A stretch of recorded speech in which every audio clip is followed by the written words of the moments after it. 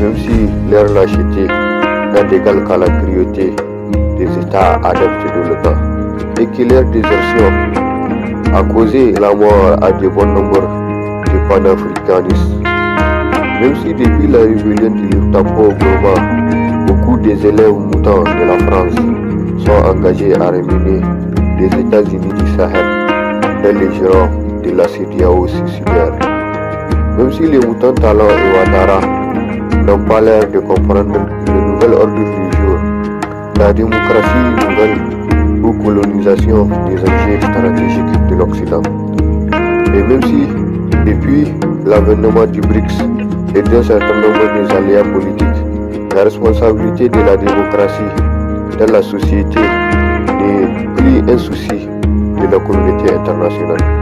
Et en tant qu'enfant du Sahel, je pense qu'il faut bien choisir son camp et avec beaucoup de prudence, puisqu'il n'y a pas que l'Occident dans l'échiquier.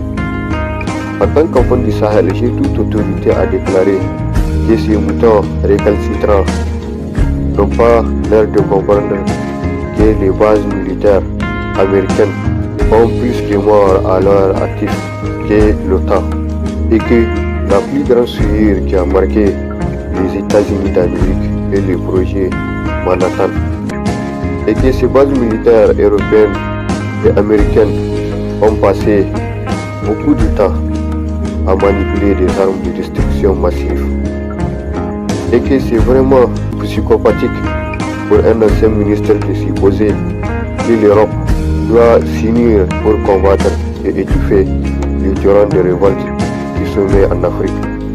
Et en dépit du passé sauvage qui a ravagé l'Afrique durant plus de 4 siècles, un instinct esclavagiste qui a souillé et saigné plus de 16 générations.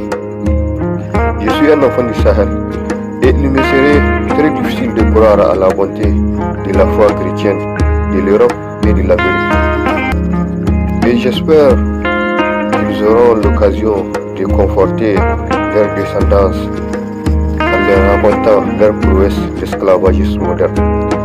Et je suis sûr que les héros qui donneront leur vie pour l'honneur de la patrie ne se plaindront jamais de leur mort.